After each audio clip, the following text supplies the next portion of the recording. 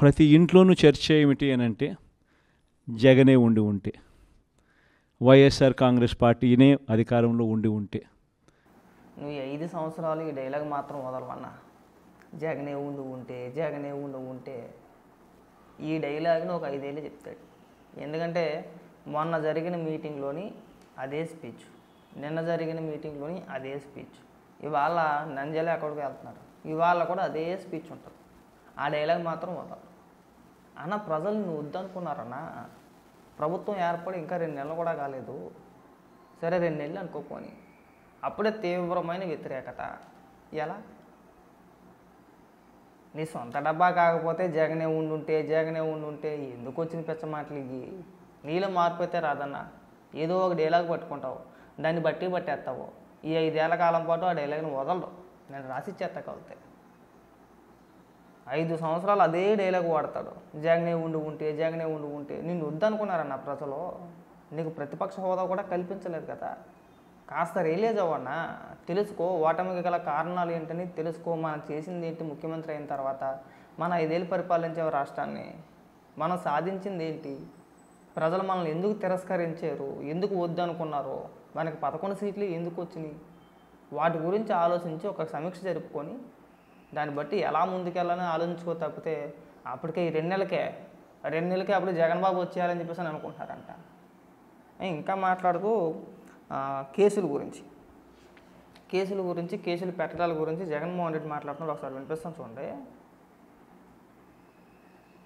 కేసులు పెట్టించి హెరాస్మెంట్ చేయాలని, దుర్వినియోగం చేయాలని, అధికారం దుర్వినియోగం చేయాలని చెప్పి ఏకంగా ముఖ్యమంత్రి స్థాయిలో ఉన్న వ్యక్తులే ఏకంగా ఆలోచనలు చేస్తే ఈ రాష్ట్రంలో ధర్మం ఏమిటి, న్యాయం ఏమిటి?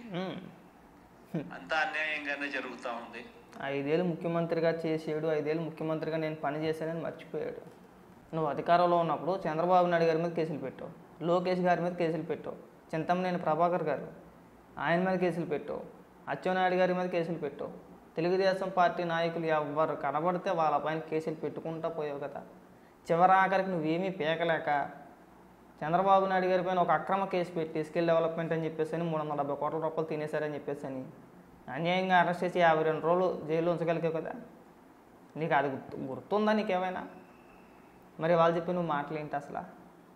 అంటే ఇదొక రకమైన సింపతి మాట, ఇది ఒక రకమైన కొత్త ఏడుపు మాట. అప్పుడే జగనే ఉండుంటే ప్రతి ఇంట్లోనూ కూడా చర్చ జరుగుతుంది, ఎక్కడా జరగట్లా.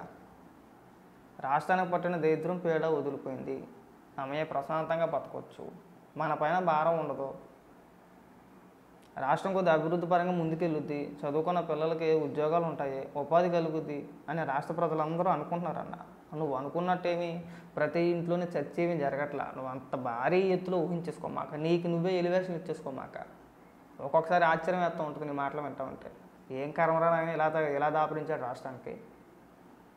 చేసింది చెప్పుకో అంటే మాట్లాడుతున్నాను. పథకాలు ఇచ్చేసాను. మొన్న కూడా అదే స్పీచ్, నిన్న కూడా అదే స్పీచ్. నేనుంటే అమ్మఒడి ఇచ్చేద్దును, రైతు భరోసా ఇచ్చేద్దును, పథకాలన్నీ టైంకి వేసేద్దును.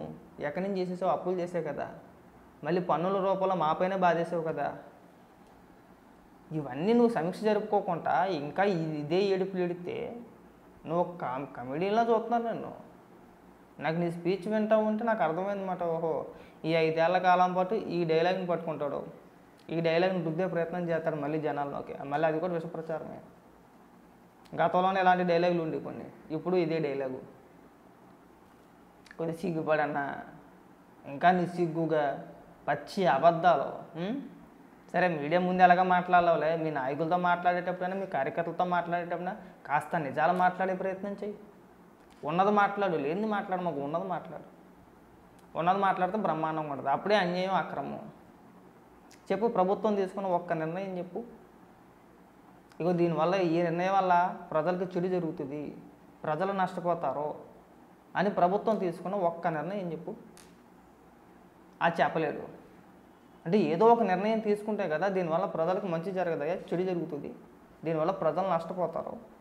సో కాబట్టి ప్రజలందరూ కూడా మనం ఉంటే బాగుండు అని ఆలోచిస్తున్నారు అంటే అదొక అర్థం ఉంటుంది. అదేంటో చెప్పండి అంటే అదేంటో చెప్పడు. అప్పుడు జగన్మోహన్ రెడ్డి కావాలి. నేను చూస్తుంటే కమెడియన్ చూసినట్టు ఉంది ఒక్కొక్కసారి. నువ్వు ఎందుకు మాట్లాడతావో, లేదంటే నీకు ఇక స్క్రిప్ట్ రాసిచ్చేవాడు ఎవడో, కనీసం వాడినన్నా మార్చుకో. వాడిని మార్చుకుంటే కొద్దిగా ప్రజలు పోన్లేరా బాబు ఏదో మాట్లాడుతున్నాడు, మాట్లాడిందో వాస్తవం ఉందని చెప్పి అనుకుంటాం. నువ్వు మాట మాటకి వచ్చి ఈ డైలాగ్ రుద్దేసి అప్పుడే ప్రజలందరూ నన్ను కావాలనుకున్నాను కోరుకుని ఇలాంటి మాటలు మాట్లాడితే నేను ఒక కమెడియన్గా చూస్తారు. ఇంకా చాలా మాటలు మాట్లాడాడు, పథకాల గురించి అని చెప్పేసి అని, విలువల గురించి, విశ్వసనీయత గురించి, కార్యకర్తలందరూ ధైర్యంగా ఉండాలి, ధర్మము. అసలు నీకు సూట్ అవ్వని పదాలు అవన్నీ కూడా. నువ్వు న్యాయం ధర్మం అని చెప్పేసి నీ నోటంట వెంట ఉంటే నవ్వుతుంది మాకు. అసలు నీకు సెట్ కాదు అలాంటి పదాలన్నా. 5 ఏళ్ళు అరాచక పరిపాలన చేసావు. నీకు ఎవడు ఎదురు తిరిగి నీ ప్రభుత్వాన్ని ఎవడు ప్రశ్నించినా సరే, చిన్న లేదు పెద్ద లేదు, వాడు ఎంత తోడైనా, ఎంత చిన్నోడైనా, ఎంత పెద్దోడైనా, నీ ప్రభుత్వాన్ని ఎవరు ప్రశ్నించినా అన్యాయంగా, అక్రమంగా, అర్ధరాత్రి లేదు, అపరాత్రి లేదు, ఇంటికి వచ్చి తలుపులు బద్దలు కొట్టి ఎత్తుకెళ్ళిపోయిన రోజులు ఉన్నాయి. ప్రతి వీడియోని చెప్పలేము, మా సొంత డబ్బా మేము కొట్టుకోలేం కాబట్టి చెప్పట్లేదు. పోనీ నాయకుల వరకు వద్దు, మాలాంటి కార్యకర్తలను కూడా వదలలేదు కదా నువ్వు.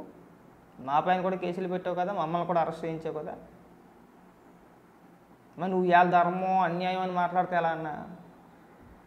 అంటే నువ్వు అధికారంలో ఉన్నప్పుడు నువ్వు ఏది అంటే మనోడు ఏమనుకుంటున్నాడంటే ఈయన ఏది చేస్తే అదే ధర్మం, ఏది చేస్తే అదే న్యాయం, ఈయన ఏ నిర్ణయం తీసుకుంటే అదే మంచి.